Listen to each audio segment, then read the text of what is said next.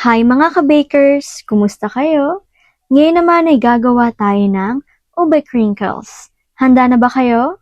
Ang mga sangkap na kakailanganin natin ay asukal 375 grams, mantika 50 grams, fresh milk 100 grams, dalawang itlog, baking soda 1/2 teaspoon, baking powder 1 tablespoon, ube flavor 1/2 tablespoon, ube food color 1 tablespoon, all-purpose flour 500 grams, at powdered sugar.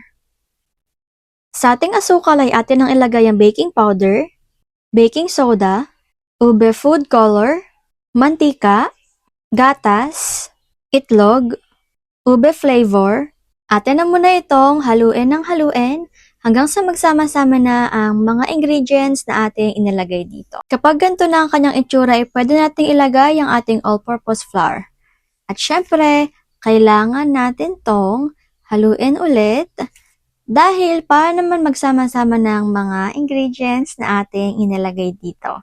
At syempre, para po mawala na po or ma-dissolve na po ang ating all-purpose flour. Ayan, konting halo na lang po mga ka-bakers. At kapag ganito na po ang kanyang itsura, ay okay na po ito.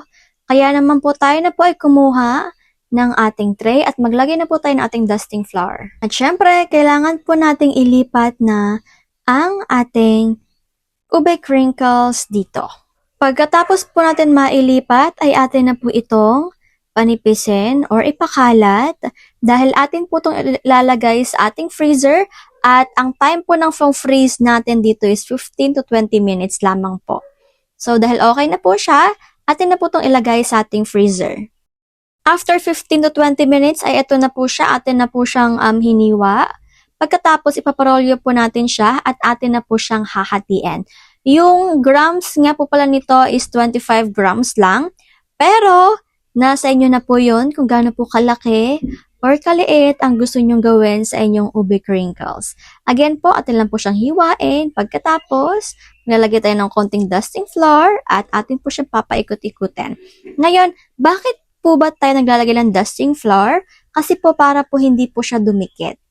Yan na po ang kanyang itsura mga ka-bakers. At next naman po ay atin na pong i-ready ang ating powdered sugar dahil atin po siyang ilalagay sa ating powdered sugar pagkatapos.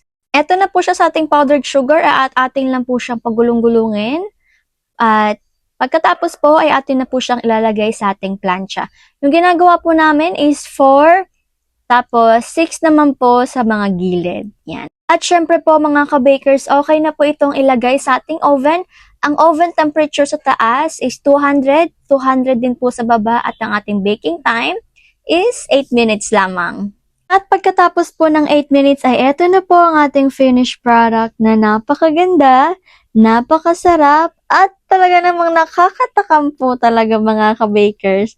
Ayan, tingnan nyo naman po, sa video pa lang pero sobrang sarap na talaga. Sobrang sarap tignan at tigit sa lahat hindi po kayo magsasawa.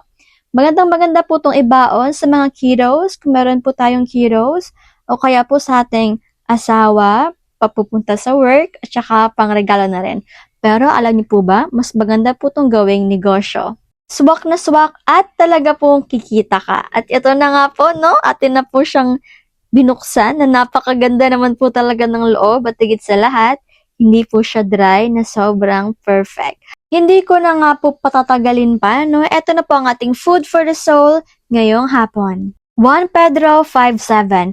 Ipagkatiwala ninyo sa Kanya ang inyong mga alalahanin sa buhay sapagkat Siya ay nagmamalasakit sa inyo.